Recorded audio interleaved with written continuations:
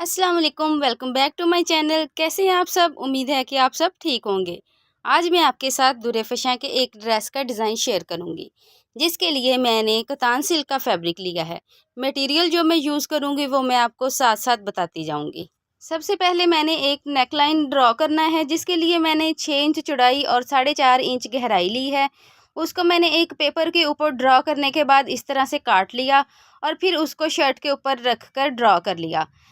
Draw करने के बाद दोनों साइडों पे एक एक इंच का मार्जिन रखते हुए निशान लगा लिया और इसकी लंबाई के लिए मैंने 17 इंच का निशान लगाया है। अब नीचे वाली साइड पे हम 4-4 इंच का निशान लगाते हुए टोटल 8 इंच का निशान लगा लेंगे। अब ये निशान लगाने के बाद जो हमने गले के ऊपर वाली साइड पे 2 निशान मार्क किए थे, उन निशानों को हम नीचे वाले निशानों के साथ एक लाइन ड्रॉ करके इस तरह से मिला देंगे और एक बॉक्स की शेप तैयार हो जाएगी। अब मैंने जो लाइन ड्रॉ की है उसके ऊपर मैं अपना डिज़ाइन बनाऊंगी।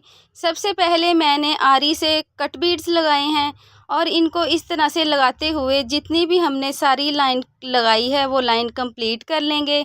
आप चाहे तो सिंपल नीडल के साथ भी इसको लगा सकते हैं। उसके बाद मैंने फ्लैट सीक्वेंस लिए हैं, इसके ऊपर हल्का सा डिज़ाइन बना हुआ है। आप अगर चाहें तो प्लेन भी यूज़ कर सकते हैं। मुझे ये वाले मिले थे तो मैंने यही यूज़ कर लिए। एक फ्लैट सीक्वेंस और बीड्स लगाने के बाद मैंने स्वरोसरी स्टोन लिए हैं। इसको हमने ऊपर वाली और नीचे वाली साइड से एक एक स्टिच लगाते हुए अच्छी तरह से पक्का करके लगा लेना है। इसके बाद फिर फ्लैट सीक्वेंस और बीड्स लगाएंगे। इसी तरह से एक सीक्वेंस और बीड्स लगाने के बाद एक स्टोन लगाते हुए मैं इस लाइन को भी मुकम्मल कंप्लीट कर लूँगी। अब यहाँ पे हमारी ये लाइन भी कंप्लीट हो गई है। अब मैंने इसके बाद लगाने के लिए पाइप बीड्स लिए हैं। ये एक स्मॉल सीक्वेंस के साथ हमने यहाँ पे अटैच करने हैं। एक पाइप बीड्स और एक स्मॉल सीक्वेंस लेने के बाद इसको इस तरह से लगा लेना है। उसके बाद फिर हम एक फ्लैट सीक्वेंस और साथ में बीड्स लगाएंगे।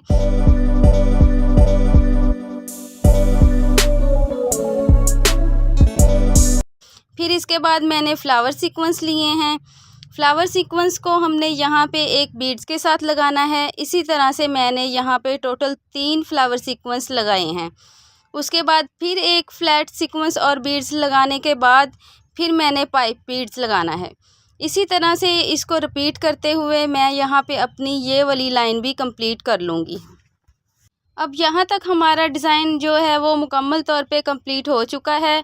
अच्छा, इसको कंप्लीट करने के बाद अब बारी आती है नेकलाइन की। नेकलाइन इस डिज़ाइन में बिल्कुल सिंपल था, लेकिन मेरी कस्टमर को सिंपल नेकलाइन नहीं चाहिए था, इसलिए उन्होंने यहाँ पे भी एम्ब्रॉयडरी करवाई है।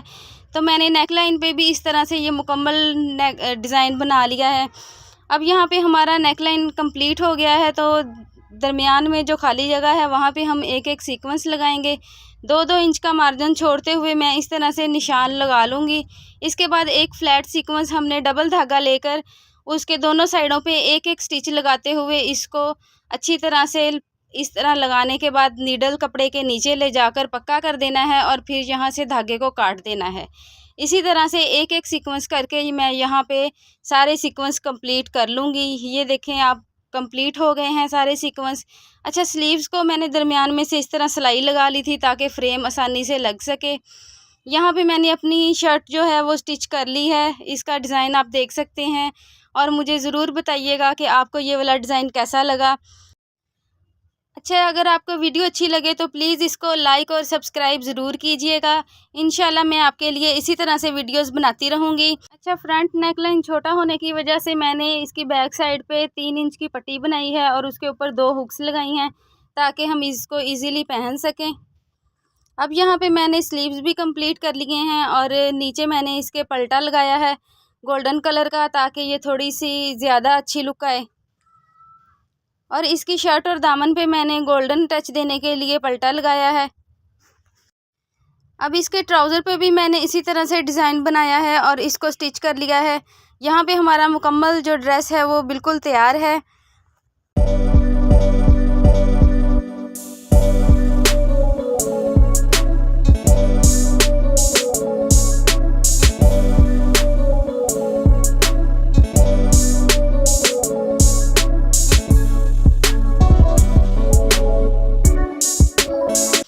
इसके बाद मैंने फ्लावर सीक्वेंस लिए हैं।